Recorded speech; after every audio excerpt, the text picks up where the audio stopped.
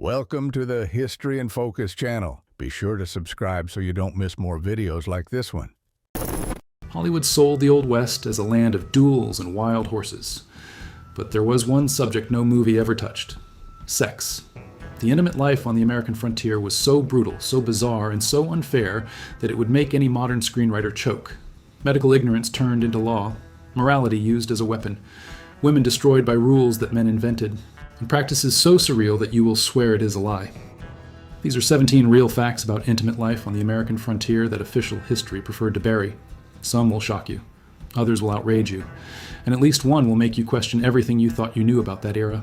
Brace yourself, because after this video you will never look at the Old West the same way again. Fact number 1. In the Old West, if a woman became pregnant after an assault, the pregnancy was used as evidence against her. Sounds insane? It was the law. The dominant medical theory stated that the female uterus was too narrow to absorb anything, unless the woman was desiring the act. The logic was simple and monstrous. If there was pregnancy, there was desire. Therefore, there was consent. This idea had a name: uterine suction. Doctors taught that the female body only allowed conception when there was pleasure and willingness. It was pseudoscience with an official seal, and the result was devastating.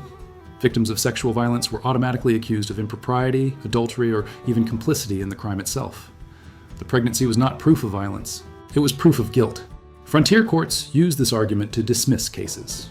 Juries composed exclusively of men listened to respectable doctors explain the theory and nodded their heads. The victim entered the courtroom seeking justice and left as the defendant. The aggressor went back home. The woman carried the stigma for the rest of her life and a child in her arms that society considered the fruit of sin. The most disturbing thing is that this theory was not fringe. It was widely accepted, published in medical manuals, taught in universities, and repeated by judges as scientific truth. Entire generations of women were silenced by a lie dressed up as medicine. And on the frontier, where the law was already fragile, this pseudoscience became the perfect excuse for men to escape any consequence. Think about it. A woman in the Old West who suffered violence had two options: stay silent and carry the shame alone, or report it and be publicly humiliated by a system that turned the victim into the guilty party. Most chose silence, and who can blame them? When science itself says your body consented, who do you appeal to? The frontier's answer was simple and brutal: no one. Fact number 2. Have you ever heard of an act considered too foreign for Americans? In the Old West, oral sex was treated as an exotic practice, almost alien. Even prostitutes and women who lived off sex considered the act as something too French. According to historian Chad Heap, oral pleasure was seen as a European import that did not match the values of deep America. Cowboys who faced shootouts and tamed wild horses were ashamed to mention the subject. Frontier masculinity allowed killing, drinking, and gambling. But certain bedroom practices were an absolute taboo, more forbidden than horse theft. Brothels that offered this type of service charged significantly higher prices, precisely because of its rarity. It was considered a specialty of French houses, not American saloons. Some prostitutes categorically refused, not for reasons of hygiene or comfort, but for fear of being labeled as degenerates, even within a profession already marginalized by society. The irony is brutal. A society that normalized lynchings, slave labor, and everyday violence considered a consensual sexual act as something from another world. The Old West had its own moral boundaries, and some of them were more rigid inside the bedroom than outside it. The bullet was acceptable, the mouth unthinkable. Hypocrites armed to the teeth with selective prudishness. Fact number 3, forget the birth control pill. In the Old West, avoiding a pregnancy could kill you faster than a gunshot. Condoms existed, yes, but they were made from sheep intestines or fish bladders, cost a fortune, and were reused until they disintegrated. For most women, this was not an option. What remained were methods that today seem like horror fiction. Vaginal douches with bleach, zinc sulfate, and mercuric cyanide were recipes passed from mother to daughter as if they were home remedies. Coca-Cola and Lysol, that is right, the disinfectant, were also used as improvised contraceptives. The companies did not even need to advertise. The desperation of women was marketing enough. The result? Internal burns, severe infections, and death. When contraception failed, what remained were abortifacients, poisonous substances ingested to cause spontaneous abortions. Teas made from tansy, pennyroyal, and rue were consumed in dangerous doses. Pharmacies sold menstrual regulators that were, in practice, poisons with a pretty label. Women drank them and prayed to survive the effect. Many did not survive, and nobody recorded the real cause of death. Think about the cruel math of that era. A sheep gut condom cost the equivalent of several days' wages. A Lysol douche cost pennies. An unwanted pregnancy cost your reputation, your job, and often your life. Women did the math and chose the cheapest poison. The frontier offered freedom for men and chemical traps for women. The most outrageous thing is that doctors knew about the risks. Publications of the era documented the damage caused by these substances. But no campaign was launched to warn women. No law was created to regulate the products. The female body was a problem that society preferred to solve in the dark, literally. And if the solution killed, well, it was just one fewer woman on the frontier. Fact number 4, imagine getting married without having the slightest idea of what will happen on the wedding night. In the Old West, this was not the exception. It was the rule. Women were deliberately kept in total ignorance about sex. They did not know how it worked, what to expect, much less how to protect themselves. Virginity was not just valued, the ignorance that accompanied it was considered a mandatory virtue. Mothers avoided the subject as if it were a plague. Friends did not comment. Books on the topic simply did not exist for respectable women. The most a bride received was a vague whisper on the eve of the wedding, something like, "Do what he asks and do not complain." Some discovered the mechanics of the act only when they were already lying next to a man they barely knew. The shock was devastating. Girls raised on farms, at least, had the reference of animals. But those who grew up in urban or religious environments arrived at the altar without understanding even basic anatomy. Accounts from the era describe brides who panicked, tried to flee the room, or simply froze in fear. For society, this reaction was desirable. It meant the girl was truly pure. Ignorance was a weapon of control. A woman who did not understand sex could not question it, negotiate it, or refuse it with arguments. She was entirely dependent on whatever the husband decided. And if the husband was violent, she did not even know that it was violence, because nobody ever told her how it should be. The Old West did not just steal land. It stole from women the right to understand their own bodies. Fact number 5. In the Old West, losing your virginity outside of marriage was a social death sentence. It did not matter if it was consensual, if it was violence, if it was deception. The result was the same. The woman came to be considered damaged goods. This expression was used literally, as if the female body were a store-shelf product that lost its seal of quality. The saddest reason why thousands of women entered prostitution was exactly this. They were seduced by false promises, violated by acquaintances, or simply deceived, and then discarded by the society that should have protected them. Without virginity, there was no marriage. Without marriage, there was no livelihood. Prostitution was not a choice. It was the only door that the frontier left open. Entire families abandoned their daughters after the dishonor. Fathers who discovered that a daughter had lost her virginity before marriage would throw her out of the house as if she were a criminal. In religious communities of the West, impure women were publicly humiliated and forbidden from attending church. The loss of a piece of skin was worth more than a lifetime of character and work. And here's the detail that reveals everything. Men who seduced and abandoned these women suffered no consequence whatsoever. Zero. They continued frequenting the same saloons, the same dances, the same churches. Frontier society had created a system where male pleasure was a natural right, and the price was paid exclusively by the female body. The hypocrisy was not a side effect, it was the structure. Many of these fallen women migrated to distant cities, invented stories about dead husbands or divorces, and tried to start over. The Old West, with all its brutality, offered at least this. Enough distance so that a well-told lie could erase the past, but the fear of being discovered followed them for the rest of their lives. The frontier was vast. The shame was vaster still. Fact number 6. In the 19th century, American doctors were absolutely certain of one thing. Touching your own body caused madness. It was not a bar opinion. It was science published in respectable manuals, taught in medical schools, and repeated by authorities as unquestionable truth. Parents who caught their children in the act were instructed to seek immediate medical treatment. The supposed symptoms included memory loss, muscle weakness, partial blindness, epilepsy, and of course, irreversible insanity. Doctors examined patients in asylums, and upon finding signs of self-abuse, concluded they had discovered the cause of the madness. The logic was inverted. It was not the mental illness that led to the behavior, it was the behavior that generated the illness. A perfect and circular pseudoscience. Parents were encouraged to tire their children with activities during the day, so they would be too exhausted at night. Diets without spices, ice-cold baths, and constant surveillance were part of the preventive arsenal. Some manuals recommended tying the hands of young people before sleep. Others suggested special nightgowns with sewn-in gloves that prevented any touch below the waist. And the industry did not waste time. Restraint devices were sold openly in catalogs, advertised in newspapers, and recommended by doctors. Rings with metal spikes, electric belts, and genital cages were marketed as health instruments. It was not a fetish, it was official medicine. Parents bought these devices with the same ease with which they would buy cough syrup. The most frightening thing is the reach of this paranoia. Young people committed to asylums for insanity of the solitary vice remained locked up for years. Some never got out. The habit was listed as a cause of commitment in official records of American psychiatric hospitals until the beginning of the 20th century. An entire generation grew up believing that self-pleasure was the direct path to madness and ruin. Fact number 7.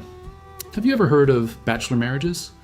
In the Old West, where women were as rare as gold in a dry riverbed, cowboys and miners found a solution that no movie ever showed. They formed partnerships with each other that were recognized by the community. They slept in the same cabin, shared property, and took care of one another. The numbers explain everything. In 1850s California, during the gold rush, 90% of the population was male. In isolated mining camps, a man could go months without seeing a woman. The loneliness, the cold, and the danger created bonds that went far beyond friendship. And the surrounding community did not merely tolerate it. It recognized these unions as practical and legitimate arrangements of the frontier. At the dances in the mining camps, such as Angel Camp in California, half the men tied bandanas around their arms to signal that they were dancing in the female role.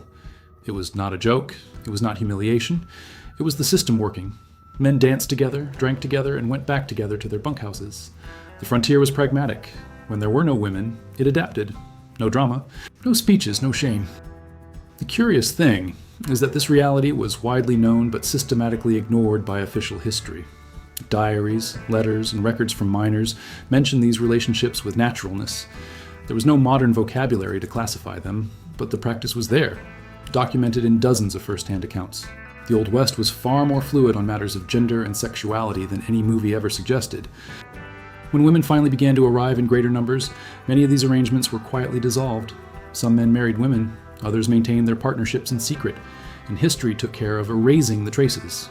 The American cowboy had to be virile and solitary. The truth was more complicated and far more human than the myth ever allowed. Fact number 8. Give little, give rarely, and above all, give reluctantly. That was the advice given to married women in the Old West. It was not a whisper among gossips. It was guidance published in feminine behavior guides sold across the country. The message was clear. A respectable wife should turn the intimate life of the marriage into something as unpleasant as possible. The manuals of the era instructed wives to fake illnesses, invent headaches, and avoid any display of pleasure. If the act was unavoidable, it should happen in total darkness, so that the sight of the female body would not stimulate the husband more than necessary. The ideal woman was passive, cold, and resigned. Any sign of pleasure was interpreted as vulgarity or moral deviance. The logic behind it was tortuous. If women showed they enjoyed sex, the social structure would collapse. After all, how could you justify that prostitutes were sinners if respectable wives felt the same pleasure? Female frigidity was not a defect, it was a requirement. It was the pillar that held up the division between the pure woman and the fallen woman. Without that difference, the entire moral system of the frontier imploded. Think about what that meant in practice. A newlywed couple went to bed with the wife trained to reject contact and the husband trained not to care about the rejection. Mutual pleasure was not a goal, it was a threat. And if the woman dared to show desire, she risked being compared to the professionals in the brothels.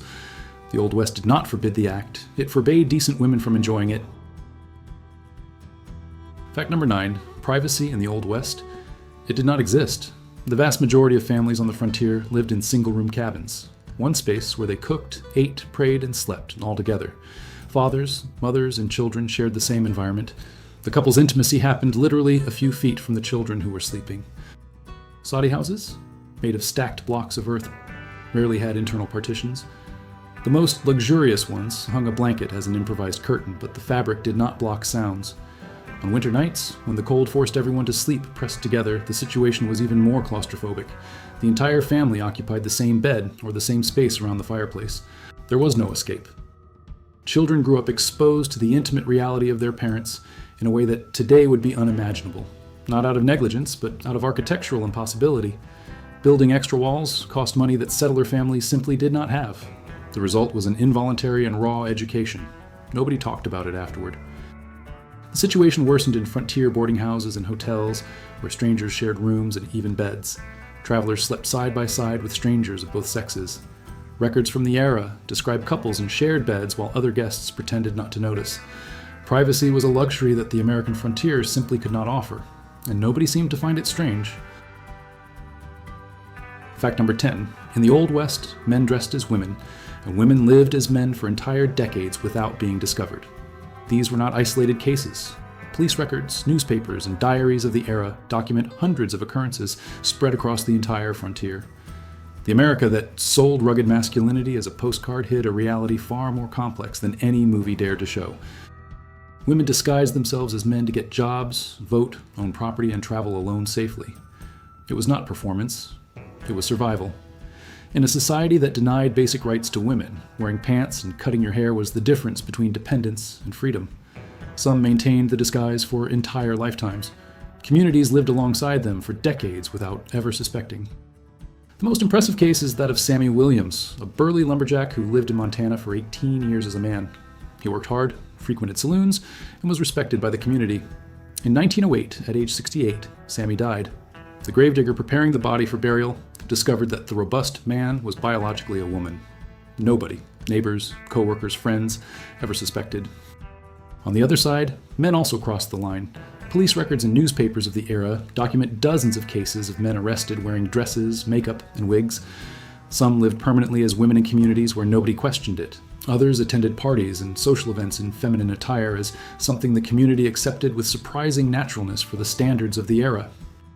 The conclusion is revealing. The Old West, contrary to what we think, had a far more fluid relationship with gender identity than urban America of the same era.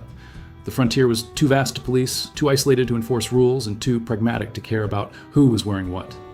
If you worked, paid your bills, and did not cause trouble, nobody asked what was underneath the clothes. Fact number 11.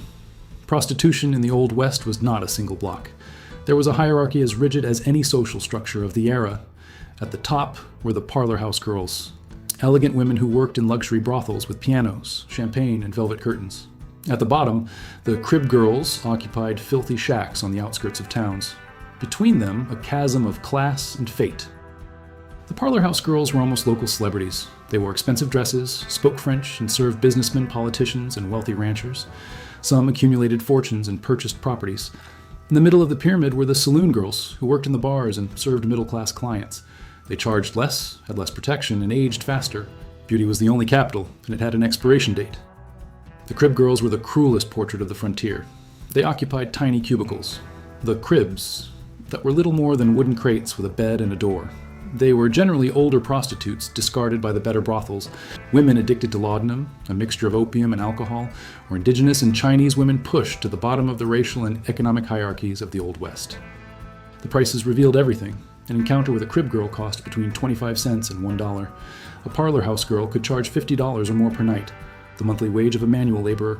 The same profession, the same act, but the price varied by more than 200 times depending on the race, age, and appearance of the woman.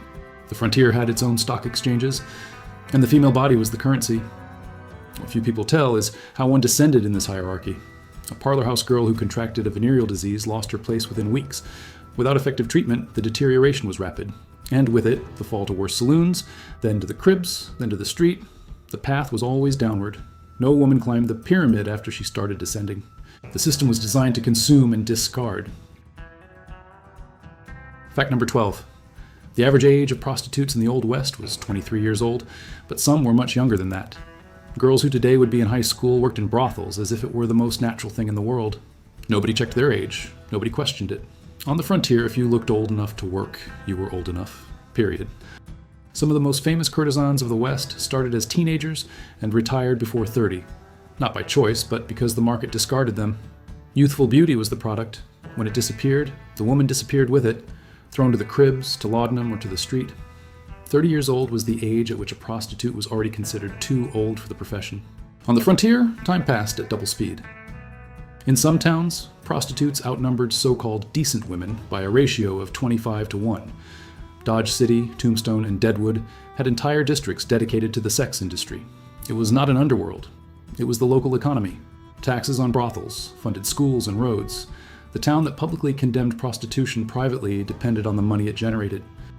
The most successful ones charged up to $50 per client. equivalent to more than $1,500 today. They were businesswomen in the most literal sense. They invested in real estate, lent money at interest, and financed local businesses. But the majority never saw that kind of fortune. The majority died poor, sick, and forgotten before 40. The Old West sold the dream and delivered the bill. Fact number 13. Historians estimate that half of the sex workers in the Old West carried some form of venereal disease. Syphilis, gonorrhea, and chancroid were as common in brothels as whiskey in saloons.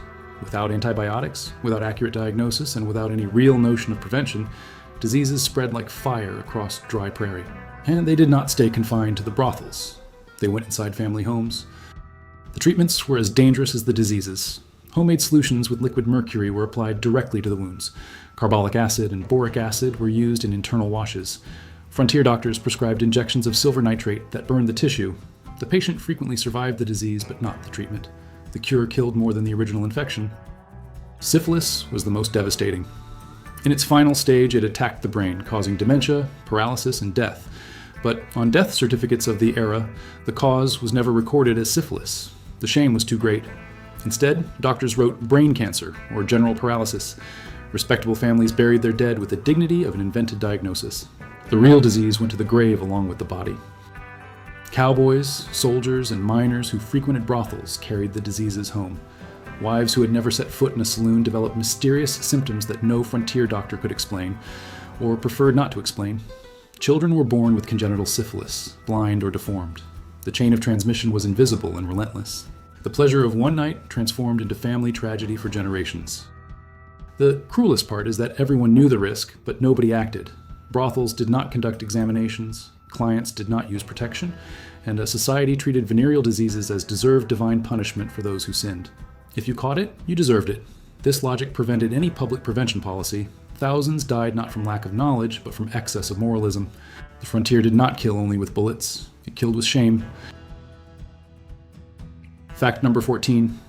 In the Old West, you could order a wife through the mail with the same ease with which you ordered a rifle from the Sears catalog. Lonely men in remote territories published advertisements in Eastern newspapers, offering marriage in exchange for companionship. They described their farms, their herds, and their qualities, frequently exaggerated. On the other side, women without options responded with letters and portraits. The process was simple and risky. After weeks of correspondence, and sometimes only 1 or 2 letters, the woman packed up what she had and traveled for weeks by stagecoach and train to meet a man she only knew through written words. Upon arriving, many discovered that a prosperous rancher was a destitute settler in a dirt cabin. But going back east was not an option. The money had run out on the trip there. Some of these marriages worked surprisingly well. The loneliness of the frontier created quick bonds, and mutual necessity made love, or something resembling it, sprout out of sheer survival. But others were disastrous. Women trapped on isolated farms with violent husbands, without neighbors for miles, without money to escape. The mail that brought hope also brought the trap. The most fascinating thing is that this system revealed a raw economic truth. In the East, women were in surplus, and opportunities were scarce. In the West, women were scarce, and land was in surplus. The mail-order bride market was, at its core, a supply and demand correction using human beings. The frontier turned marriage into a commercial transaction, and both sides knew exactly what they were getting into, even when they pretended it was romance. Fact number 15. The respectable ladies of the Old West pretended that brothels did not exist. They turned their faces when passing through the streets of the district, whispered with contempt about the women of easy virtue, and demanded that the church condemn the immorality. But behind closed curtains and whispered conversations, the truth was different. They knew the brothels were essential, and they were grateful for it. The logic was simple and cynical. If men could satisfy their desires in brothels, they would not pursue the daughters of decent families. Mothers understood perfectly that the existence of prostitutes was what protected the virginity of their own girls. It was a silent exchange, sacrificing poor and marginalized women to preserve the honor of wealthy and well-born women. Some madams, brothel owners, were influential figures in frontier communities. They paid high taxes that financed schools and public works. They donated to local churches and charities. And they had access to information about the most powerful men in town. In practice, these women knew the secrets of judges, sheriffs, and businessmen. The brothel was as political as the mayor's office. The hypocrisy reached its peak on Sundays. The same families who sat in the church pews condemning sin depended on the money of sin to keep the town running. Pastors who preached against lust dined in restaurants financed by madams. The frontier did not separate good from evil. It mixed everything into a moral stew where everyone pretended not to see the ingredient that benefited them most. The Old West lived on appearances. Fact number 16. When you think of saloon girls, you probably imagine prostitutes in short dresses. Wrong. Saloon dancers were a completely different class, and far smarter than any drunk cowboy sitting at the table. Their job was to dance, chat, provide company, and above all, make the men drink. Sex was not on the menu. Expensive drinks, yes, and plenty of them. The trick was brilliant. While clients paid full price for whiskey and champagne, the girls drank cold tea or colored water disguised as alcohol. Every drink a client offered them generated a direct commission. A popular girl averaged 50 dances per night, and each dance meant another round. By the end of the night, she earned more than a common laborer earned in an entire month. Saloon owners knew the girls were their best investment. A saloon without dancers was an empty saloon, and the owner's biggest nightmare was not fights, shootouts, or law inspections. It was losing a girl to marriage. That was the number one cause of turnover. Cowboys fell in love, proposed, and took away the most profitable employee of the establishment. Some of these girls accumulated real fortunes. They invested in properties, opened their own businesses, and became independent women at a time when that was rare. They did not sell their bodies. They sold the illusion of attention, and that illusion was worth gold. The lonely cowboy would pay any price for an hour of conversation and dancing with a beautiful woman. The saloon sold drinks. The girls sold fantasy. Everyone came out winning. The confusion between saloon girls and prostitutes was fueled by cinema for decades. Hollywood mixed the two categories because nuance did not sell tickets. But the reality was quite clear. The dancers had contracts, rules, and limits. Prostitutes worked in the brothels. The two worlds coexisted, intersected, but were not the same thing. One was entertainment, the other was commerce. The frontier knew the difference. Fact number 17. Here is something that will turn your view of the Old West upside down. Women on the frontier married later than women in the East. It seems contradictory, does it not? In a place with so few available men, you would expect the opposite. But the explanation is pure logic. Precisely because they were scarce, women in the West had more power of choice. They could be selective, and they were. The frontier offered something the East denied: career options. Women could work as teachers, boarding house managers, seamstresses, cooks, and earn enough money to live alone. Without the economic pressure of depending on a husband, they could wait for the right man instead of accepting the first one who appeared. Female scarcity, paradoxically, gave women an unprecedented negotiating power for the era. And there was another benefit the frontier offered: anonymity. A woman who, in the East, carried the stigma of having lost her virginity, of a failed marriage, or of an inconvenient past, could simply go west and start over. She would say she was a widow, that she was divorced, or simply say nothing. Nobody verified, nobody asked. The frontier did not judge the past. It needed the present too badly. The Old West was brutal, unfair, and dangerous. But, ironically, it was also the first place in America where women began to vote, to own property in their own name, and to practice professions that the East reserved exclusively for men. The same frontier that exploited them also freed them. Scarcity created value. And value created rights that the rest of the country would take decades to recognize. In the end, intimate life in the Old West reveals more about America than any shootout or gold rush. The same structures of power, hypocrisy, and selective morality that controlled bodies on the frontier continue operating. They just changed addresses. From the brothel to the internet, from the medical manual to the algorithm, the methods change. The game of control over the body and pleasure remains the same since civilization has existed.